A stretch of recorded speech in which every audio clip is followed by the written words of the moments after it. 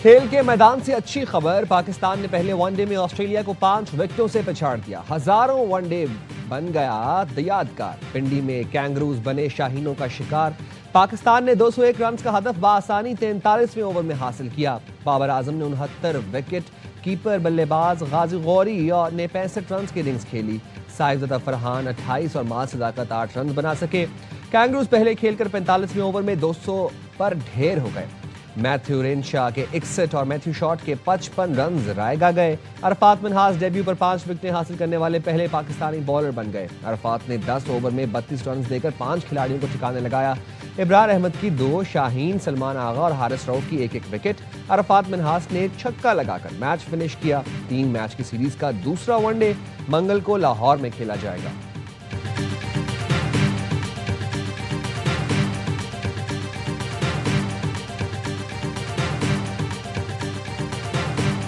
कुछ खास करना चाहते थे, करके भी दिखाया। अरफात मिन्हास ने पहले ही मैच में 42 साल पुराना रिकॉर्ड ठिकाने लगाया। नौजवान ऑलराउंडर ने रावलपिंडी में तारीख रकम कर दी। ऑस्ट्रेलियाई बैटिंग लाइन तहस नहस करके डेब्यू पर 5 विकेटें उड़ाने वाले पहले पाकिस्तानी बन गए। जाकिर खान ने 1984 में डेब्यू पर न्यूजीलैंड की 4 विकेटें उड़ाई थी। अरफात ने ऑस्ट्रेलियाई कप्तान इंग्लिस, लेबूशन, कैमरॉन ग्रीन और मैथ्यू शॉट की बड़ी विकेटें हासिल की।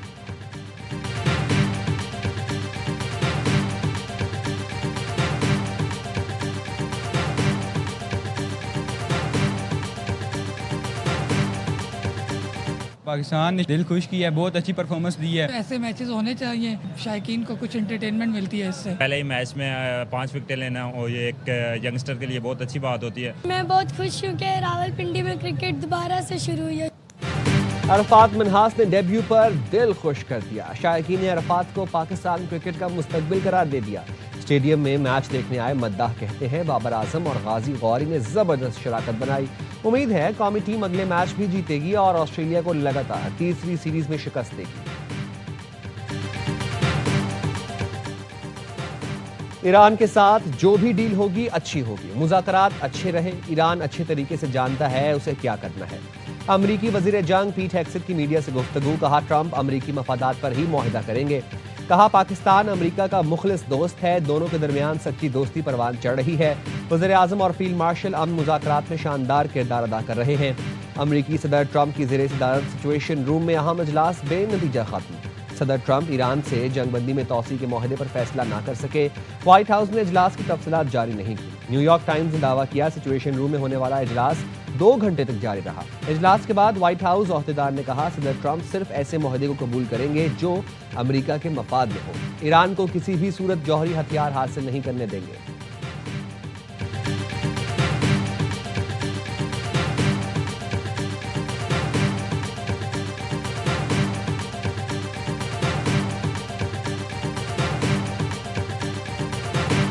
ईरानी सुप्रीम लीडर के मुशीर मोहसिन रजाई ने अमरीकी सदर पर खयानत का इल्जाम लगा दिया। एक्स पर लिखा जैसा कि पहले बता दिया था अमरीकी सदर तीसरी बार सिफारतकारी से खयानत कर रहे हैं। ट्रंप ने बहरी नाकाबंदी जारी रखने और मुज़ाकरात में हद से ज्यादा मुतालबात से साबित कर दिया है कि वो मुज़ाकरात की ख्वाहिशमंद नहीं है, दूसरे मकासद हासिल करना चाहते हैं। ईरानी वजारत खारजा के तर्जुमान इस्माइल बकाई कहते हैं अमरीका के साथ भी अभी हतमी मुआहिदा तक नहीं पहुंचे। मुज़ाकरात के इस मरहले पर तवज्जो जंग खत्म करने पर मरकूज कर रहे हैं। जौहरी मामले की तफसीलात के बारे में बात नहीं करेंगे। अमरीका के साथ पैगामात का तबादला जारी है। अमरीकी जिसे समुद्री मुहासरा कहते हैं वो शुरू से ही गैर कानूनी इक़दाम था।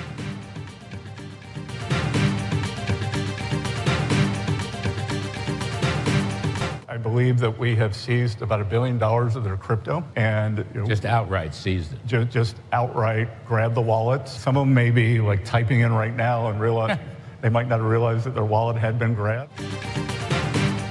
अमेरिका ने ईरान के $1 अरब मालियत के क्रिप्टो असासे जब्त कर लिए। अमेरिकी वज़ीर ख़जाना स्कॉट बेसेंट ने कहा ईरान पर आयद पाबंदियों में किसी भी किस्म की नरमी मरहलावार और बतदरीज की जाएगी। रीगन नेशनल इकोनॉमिक फोरम ने बताया सदर डोनाल्ड ट्रंप की जानिब से ईरान के खिलाफ शुरू की गई मुआशी मुहिम के तहत तकरीबन $1 अरब मालियत के ईरानी क्रिप्टो करेंसी असासे जब्त कर लिए हैं।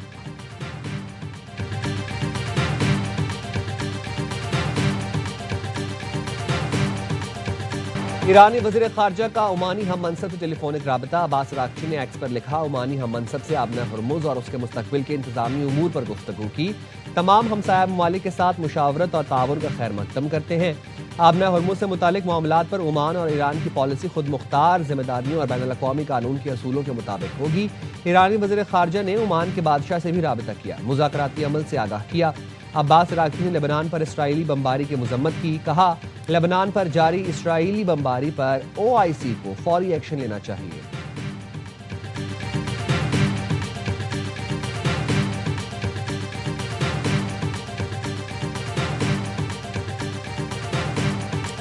चौबीस घंटे के दौरान आबना हुर्मुज़ से 24 जहाज गुजर गए, उनमें तेल बरदार टैंकर्स और कंटेनर बरदार जहाज शामिल थे। पासदारान इनकलाब का कहना है जहाज़ों को ईरानी बहरिया की सिक्योरिटी हासिल रही। आबना हुर्मुज़ पर ईरान मुसलसल कंट्रोल बरकरार रखे हुए है, किसी भी जारहियत का फैसला कुन जवाब देने के लिए हर लम्हा तैयार है।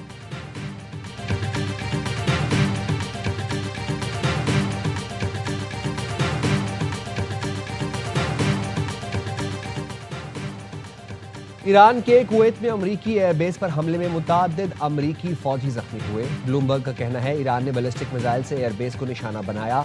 अमरीका के 2 जदीद तरीन MQ-9 ड्रोन्स को भी शदीद नुकसान पहुंचा। कुवैत के फ़िज़ाई दिफाई निज़ाम ने मिसाइल को फ़िज़ा में ही तबाह कर दिया। ईरान ने 2 रोज़ पहले नाम लिए बगैर अमरीकी अड्डे पर हमले का दावा किया था।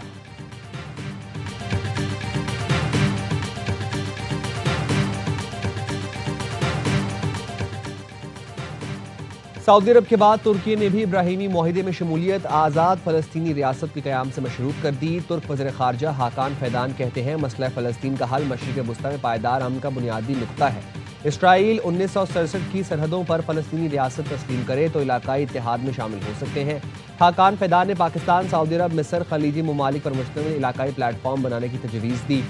कहा हालात मामूल पर आए तो ईरान भी मुजवज़ा इलाकाई फोरम का हिस्सा बन सकता है। खित्ते के तमाम ममालिक को एक दूसरे की खुद मुख्तारी और सलामती का एहतराम करना चाहिए।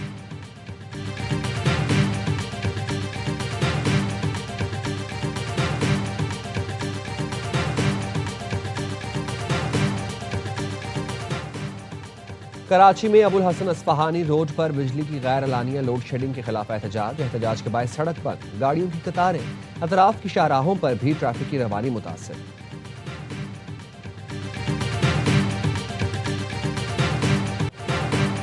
IMF ने इलेक्ट्रिक गाड़ियों और सोलर पैनल को अशराफिया की जरूरत करार दे दिया। ज़राए के मुताबिक बजट में इलेक्ट्रिक गाड़ियों पर सेल्स टैक्स 1 से बढ़ाकर 18% किए जाने का इम्कान है। हाइब्रिड गाड़ियों पर भी टैक्स 1 से बढ़ाकर 18% किए जाने का इम्कान है। हाइब्रिड गाड़ियों पर 8% का रियायती सेल्स टैक्स खत्म करके 18% पर लाया जा सकता है। सोलर पैनल्स पर सेल्स टैक्स 10 से बढ़ाकर 18% किए जाने का इम्कान है।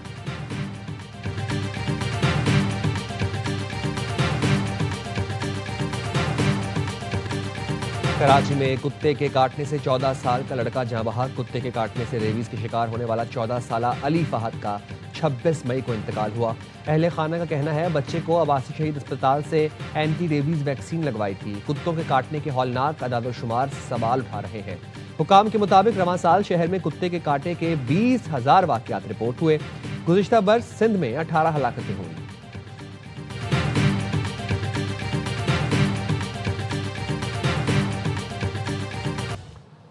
जिना अस्पताल कराची के वॉशरूम में मुबैना तौर पर बच्चे की पैदाइश, तहकीकाती कमेटी का इजलास, CCTV फुटेजेस का जायजा लिया गया। ड्यूटी पर मौजूद डॉक्टर्स के बयानात कलमबंद।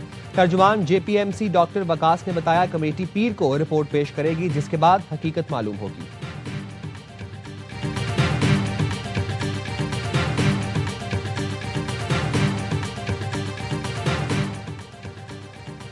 कराची में ईद के दूसरे रोज घर में 1.5 करोड़ की डकैती करने वाला मुल्जिमान पकड़ने न जा सके। मुल्जिमान दस्तगीर के इलाके में कुर्बानी का गोश्त मांगने के बहाने घर में घुसे।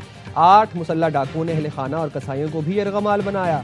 घर से 18 तोला सोना गैर मुल्की करेंसी लूट कर फरार हुए। डकैती का मुकदमा जौहराबाद थाने में दर्ज कर लिया गया।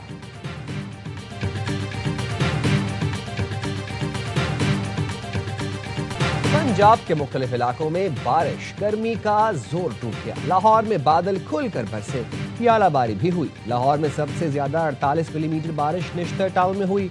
नारोवाल और कसूर में भी बादल बरस पड़े। गुजरात और गिरदोनवाह में गरज चमक के साथ बारिश। बाज मकामात पर यालाबारी, चिन्योट और गिरदोनवाह में आंधी और गर्द-आलूद हवाएं।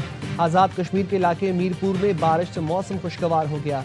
कोटली में भी रिमझिम से शहरियों के चेहरे खिल उठे।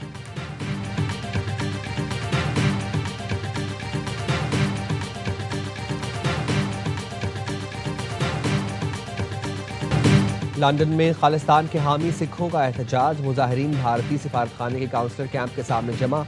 खालिस्तान हामी सिखों ने इल्जाम लगाया कि भारतीय काउंसलर कैंप ब्रिटिश भारतीय मुखबरों की भर्ती का मरकज है। सिख रहनुमा परमजीत सिंह पिम्मा का कहना है, भारतीय सिफारतखाना खालिस्तान रेफरेंडम के हामी कारकुनों की निगरानी और जासूसी में मुलव्वस है। मोदी हुकूमत की जानिब से मेरी जान को खतरा है।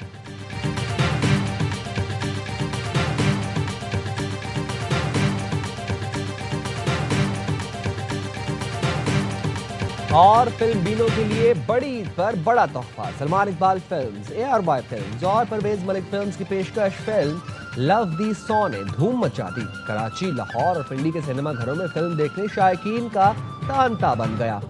प्रोड्यूसर और कास्ट फिल्म की कामयाबी के लिए पुरुमीद।